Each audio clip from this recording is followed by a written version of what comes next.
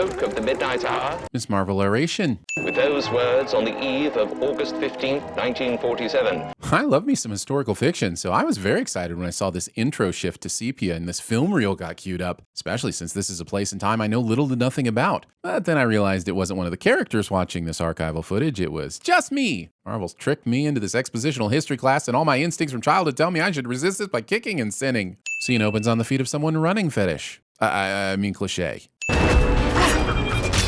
Bringing a knife to a gunfight. I mean, it ends up working out, but doesn't make it any less of a sin. My hands are tied. The sin, as always, is the British.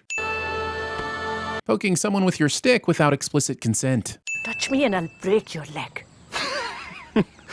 What? You mean this one? Hassan laughs this off because one of his legs isn't very good, but regardless, it'd still be incredibly painful to have it broken, and it's not like she specified which leg she'd even be breaking. Also, villagers are now speaking in English to each other, even though in the previous scene they were not. No human alive can resist the smell of a fresh fried paratha. Paratha boasting. Paratha-esting? Boast-parathing? Also, this works. Do you know when I saw you out there?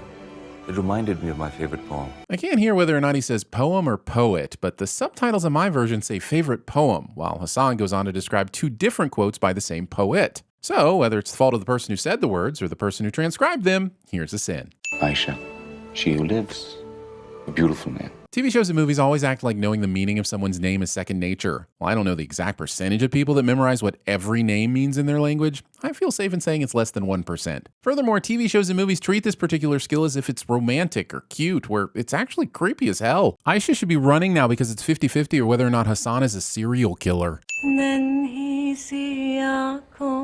Aisha is not singing me a lullaby in this scene. As religious unrest sweeps across the country, the Prime Minister urges India's citizens to remain calm by saying, That wasn't clever editing by us. These lines just hilariously line up on their own. And making jokes out of your dialogue is supposed to be my job. Of course I do. But I hid the bangle for safekeeping. You have until sundown tomorrow. This is one of the most uncomfortable conversations I've ever seen, and each character is telegraphing super hard how their intentions do not match what they're actually saying. It's so obvious that I have no idea why either of them is attempting a ruse. And it's surprising that this doesn't immediately break down into a brawl in which all of Hassan's roses get trampled. Oh, look at that. Another object imbued with mystical powers glows purple in a Marvel property. They're probably all connected or some shit, right? You knew I was running from something, but you never pushed. Because I didn't care. And you're hot. I mean the didn't care thing. That's what I meant. I'll find it if it's the last thing I do. Sure, we all knew Aisha was going to die or at least disappear because Kamala's father prophesied it at the dinner table in episode 2. But still, finding the bangle probably could have been the first or maybe even second thing you did if you hadn't killed the person who knows where it is and where it's going. You have everything that you need. Except for a more precise explanation of how I got here and what I'm supposed to be doing now that I'm here, but sure, I'll take this picture and hope for the best. You're supposed to save Nani like the story. She's okay, because you are here.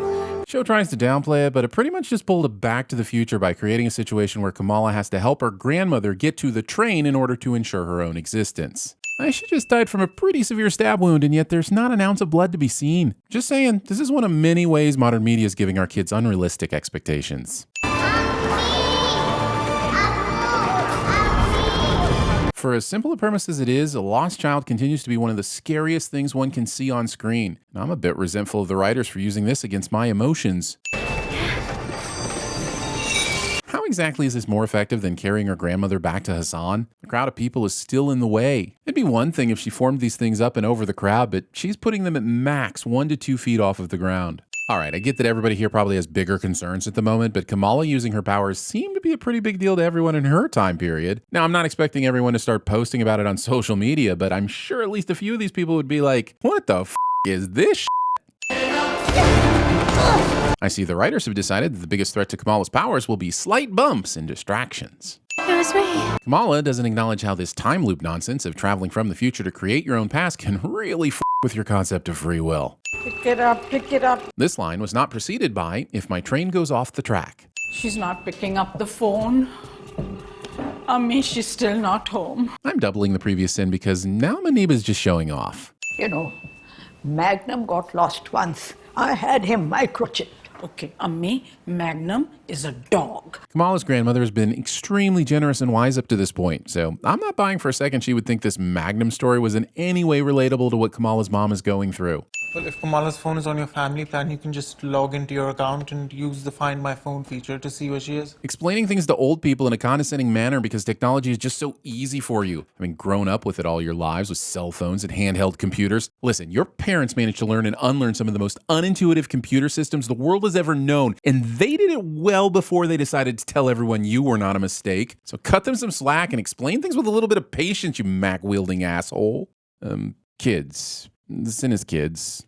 This episode Raiders of the Lost Ark so fast I think I got whiplash. And don't forget that in the Latin alphabet, Jehovah begins with an I, in case that information becomes useful to you when you're on your last crusade. You have Kamran! This is as good as any time to ask, does Kamran have a father? I feel like he may be a curiously absent character. I hope Najma reveals that... Oh, never mind. Kamran. This works? I don't know, but I like to think two people fell in love. Skip? Brian. This is either an attempt to convey that Bruno views Kamran as a threat, or the writers using the old jump scare equals bad person or bad motives trick. I'm sending it as the latter because I'm a betting man, and that seems like the direction this is all going. Department of Damage Control my ass.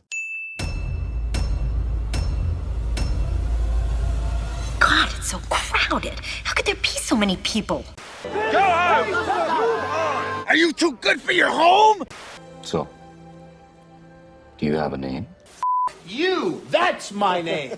I know that you're pretty attached to that rotting tree branch, but I thought it might be nice to have a walking stick that actually helped you walk. I really value your criticism, but maybe we're being a little hasty here.